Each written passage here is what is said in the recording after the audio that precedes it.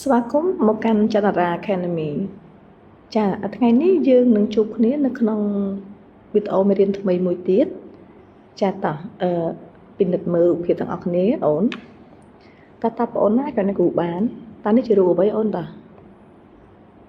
ចាគឺជាចតុកោណកែងអូនសម្គាល់ថាវាចតុកោណកែងបានដោយសារអីអូនចាគឺវាមានជ្រុងពីរឈោមគ្នាហើយស្របគ្នាចាហើយក៏ស្មើគ្នាផងដែរពីហ្នឹងចាលើពិនិត្យមើលរូបចតុកោណកែងរបស់យើងនេះតើទទឹងប៉ុន្មានបណ្ដោយប៉ុន្មានដែរអូន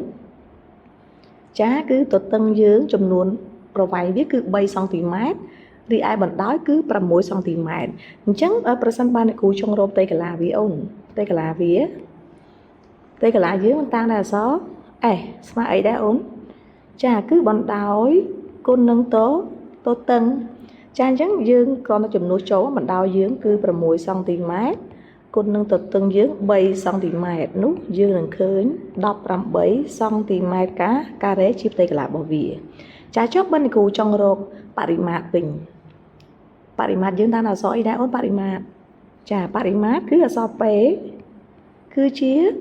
ចាប្រវែងព័ទ្ធជុំវិញនេះមកជុំវានេះអញ្ចឹងបរិមាត្រដោយសារតែរូបជើងចតុកោណកែងអញ្ចឹងបរិមាត្រវាគឺចាគឺបណ្ដោយបូកនឹងទទឹងគុណនឹង2ចាយើងគ្រាន់ធ្វើការចំនួនដៃលេខចូលដដែលមកចា6បូក3ហើយគុណនឹង2ម៉ានធីគុណបូកនឹងធ្វើអាណាមុនអូនចាម៉ានធីបូកដោយសារវាមានវងកញ្ចក់អញ្ចឹង6បូក2 9 2ដង18ចាអញ្ចឹងសង់ទីម៉ែត្រដោយសារវាជាប្រវែងដែលព័ទ្ធជុំវិញនឹងតកតូនទៅនឹងផ្ទៃកន្លះនិងបរិមាត្ររបស់ចតុកោណកែងនឹងឲ្យចុះប្រសិនបើចតុកោណនឹងដដែលប៉ុន្តែទទឹងវានេះទទឹងវានឹងគឺស្មើនឹង x ស្មើនឹង x វិញ x សង់ទីម៉ែត្រវិញថាតើនៅពេលដែលយើងចង់រកផ្ទៃកន្លះវាមិនទៅណែអូនចាអញ្ចឹងផ្ទៃកន្លះវាគឺនៅតាំងតែអក្សរ S ដដែលមកមិនបណ្ដោយគុណនឹងទទឹងដល់ឥឡូវទទឹងយើងគឺអីដែរអូនបណ្ដោយយើង6សង់ទីម៉ែត្រដដែលតែទទឹងយើងគឺ x សង់ទីម៉ែត្រអញ្ចឹងពេលហ្នឹងគឺស្មើនឹង6x ណែអូនបណ្ដោយគុណទទឹងបណ្ដោយយើង6បណ្ដោយយើង6 x យើងសំទោសទទឹងយើង x ចឹង6គុណនឹង x គឺ 6x ហ៎ទៅទៀតយើងចង់រកបរិមាត្រទៀតបើបរិមាត្រវិញ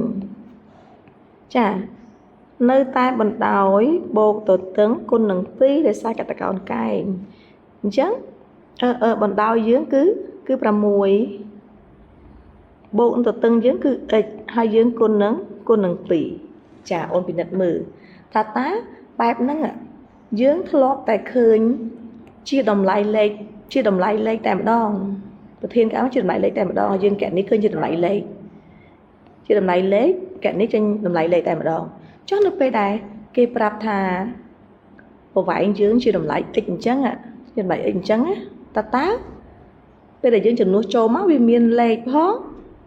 មានថាវាមានចំនួនផងមានអក្សរផងនេះ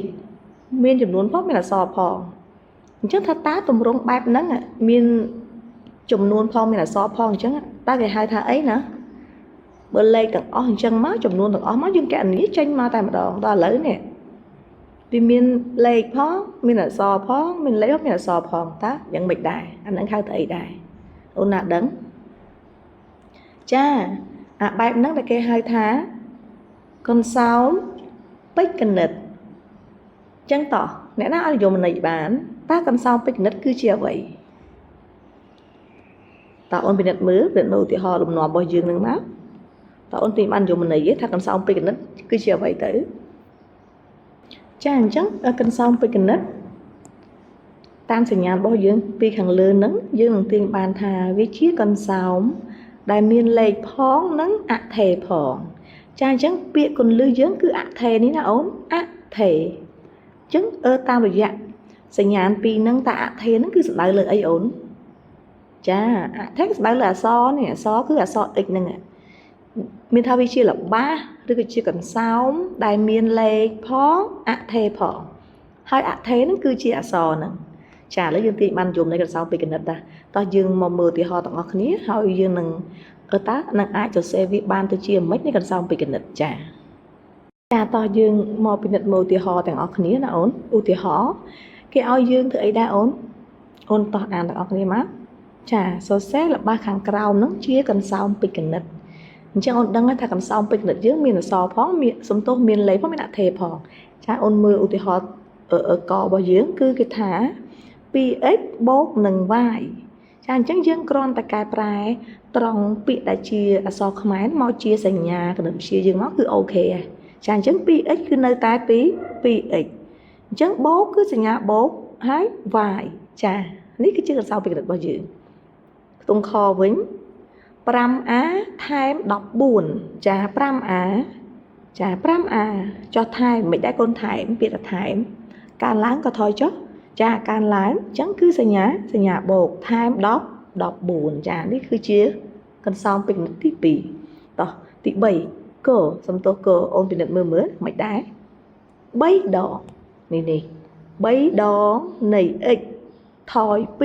2ចា3ដងនៃ x ថយ2អញ្ចឹង3ដងគឺលេខ3សំទោសចា3គឺលេខ3ហ្នឹងហើយចុះដងនៃនេះ3ដងនៃនេះអូនដែរលើពាក្យហ្នឹងឯងស្មើបានទីអីណាចាស្មើបានទីគុណ3ដងនៃ x មានថា3ដងគុណនឹង x 3ដងគុណនឹង x គឺ 3x ហ្នឹងថយមិនដែរថយកូនចាថយសញ្ញាដកថយ2ចាអញ្ចឹងការសរសេរជាកន្សោមពីគណិតយើងគឺកែប្រែត្រង់ណាដែលជាពាក្យជាភាសាខ្មែរយើងនឹងមកជាសញ្ញាណបែបគណិតវិទ្យា